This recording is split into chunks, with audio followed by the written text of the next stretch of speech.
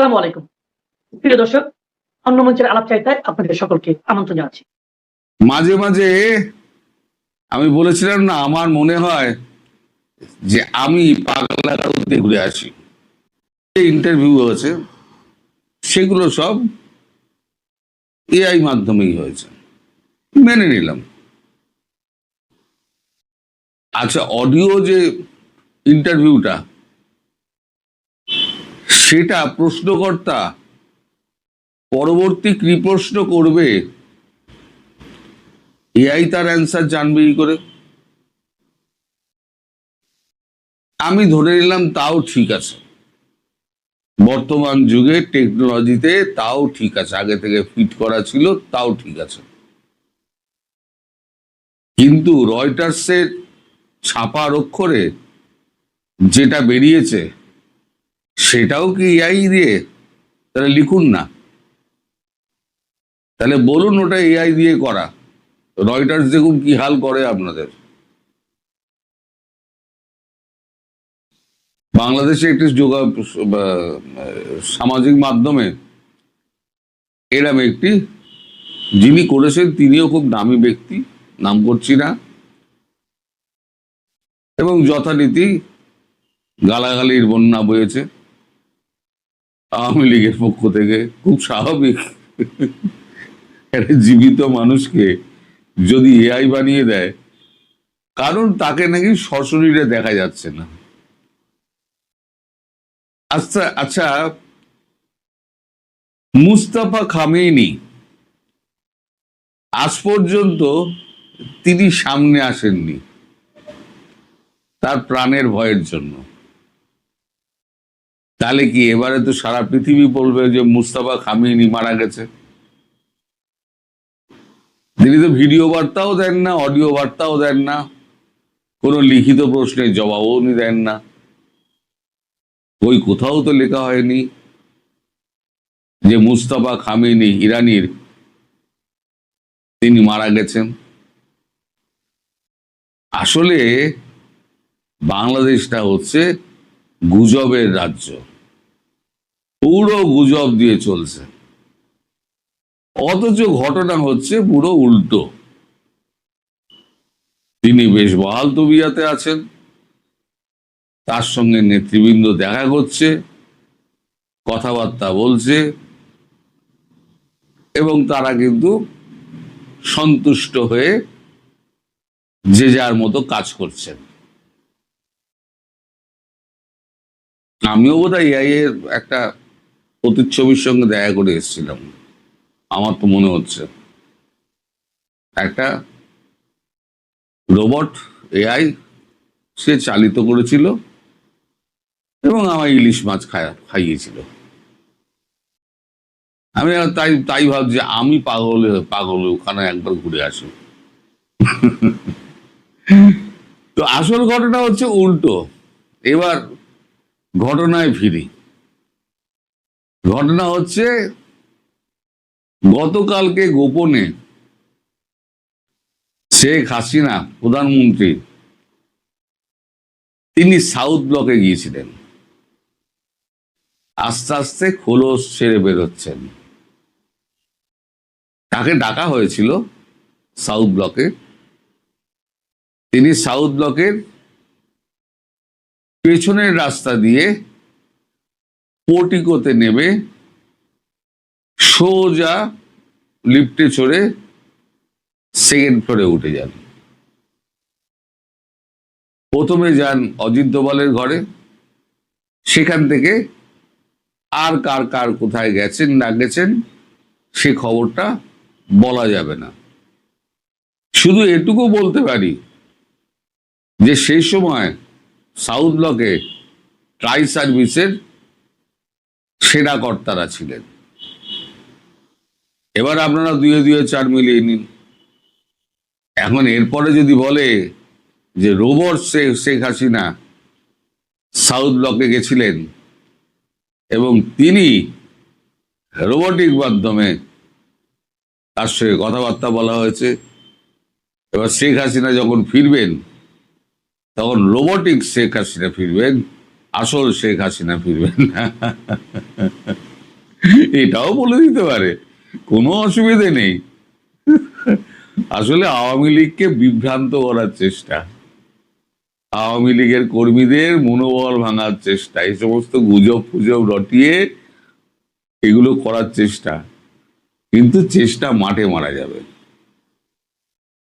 তিনি ডিসেম্বরের আগে ফিরবেন বলেছেন, তিনি ডিসেম্বরের আগেই ফিরবেন।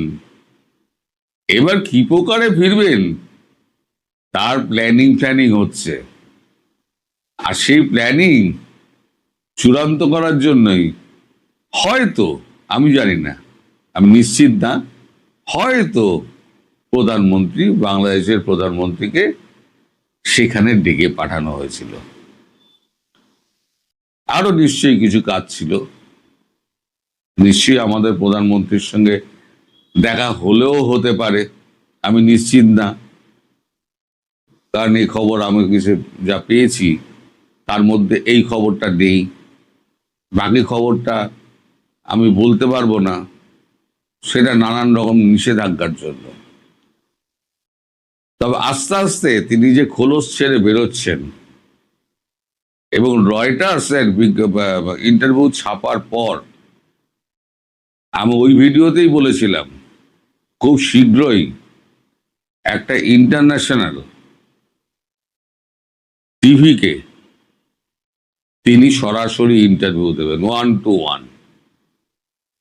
এখন সেটাকেও রোবোটিক হাসিনা বানিয়ে দেন না, বলার কিছু নেই। বাংলাদেশে সব সম্ভব।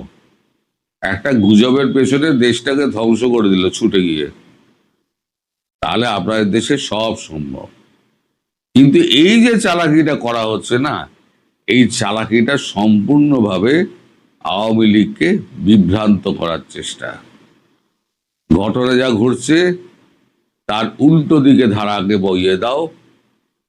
এই আওয়ামী লীগ যে মনোবল ফিরে পাচ্ছে, এই যে গোপালগঞ্জে ঢুকতে পারছে না, আরো অনেক জায়গায় ঢুকতে পারবে না, ধীরে ধীরে ধীরে ধীরে।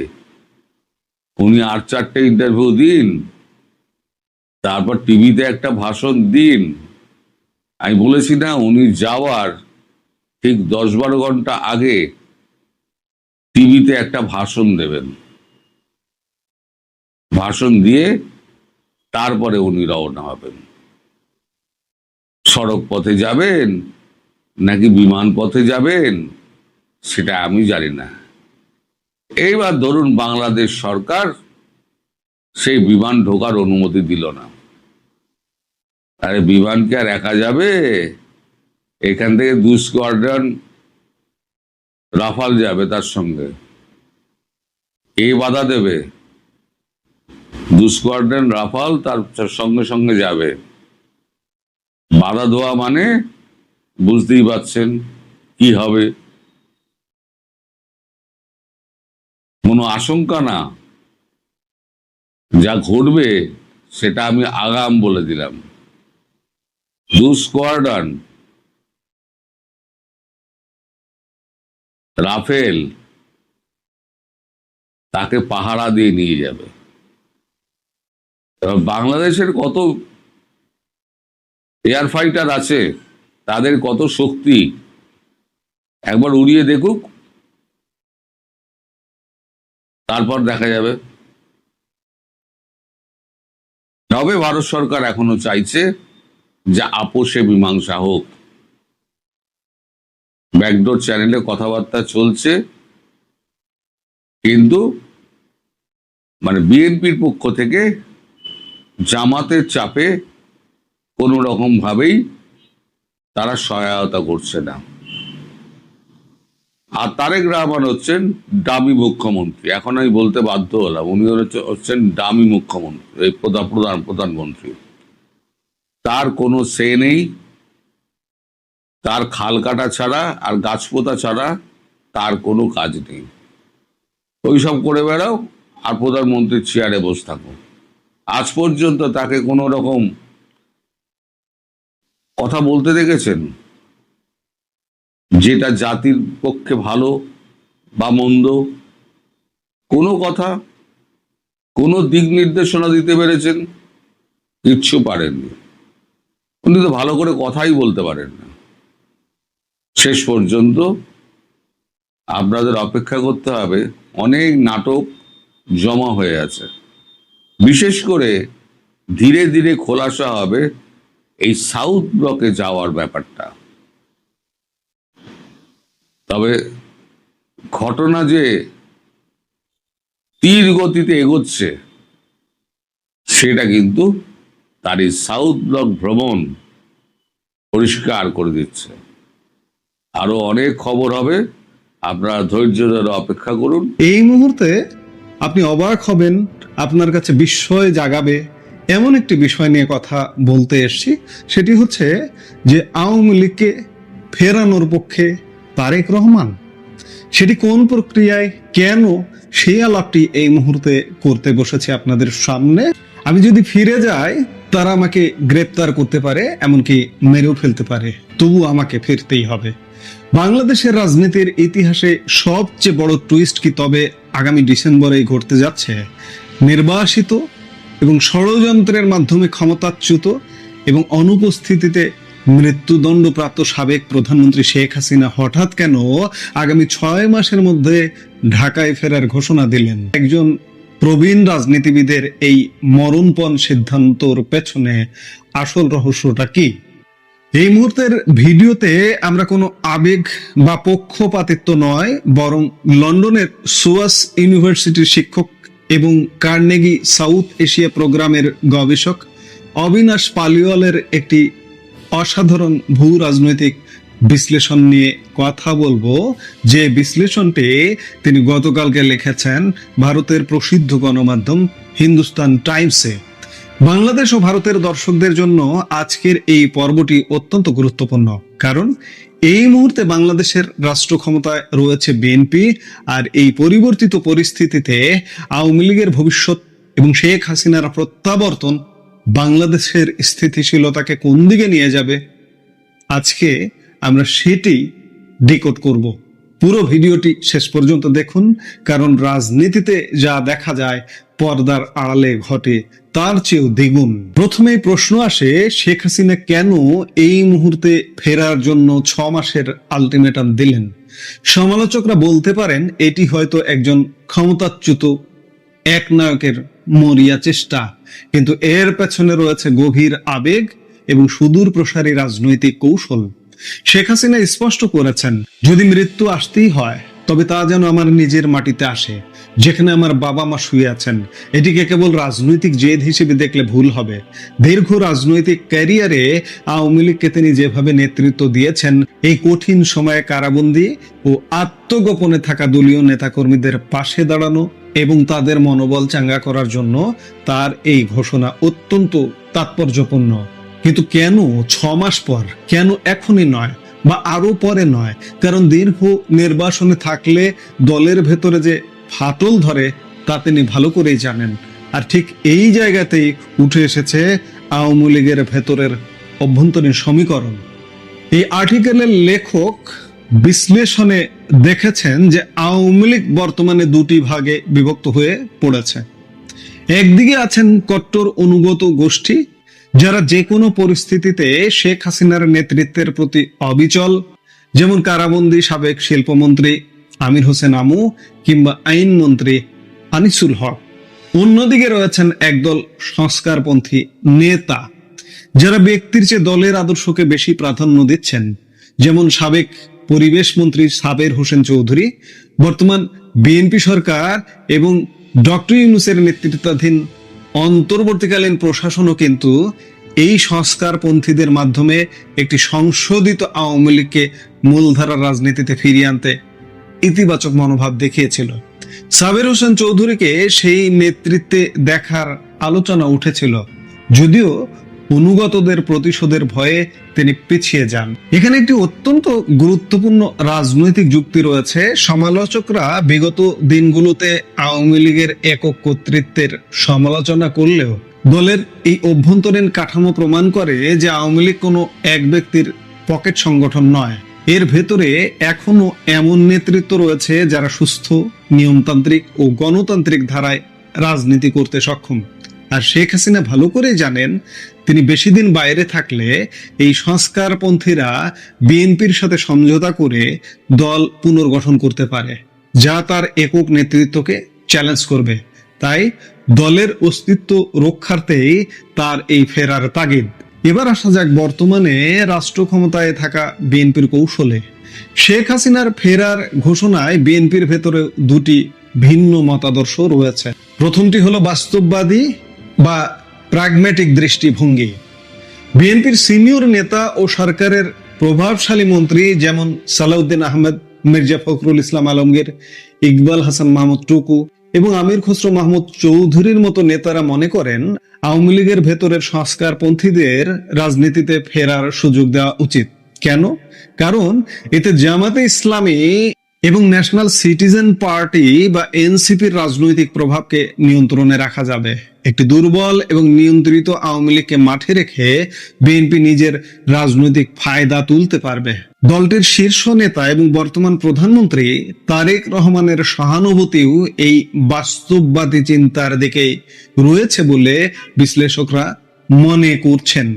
অর্থাৎ আমরা শুরুতে যেটি বললাম বা থাম্বনেলে যেটি লিখেছি যে আওয়ামী লীগকে ফেরানোর পক্ষে নিজে তারেক রহমানও।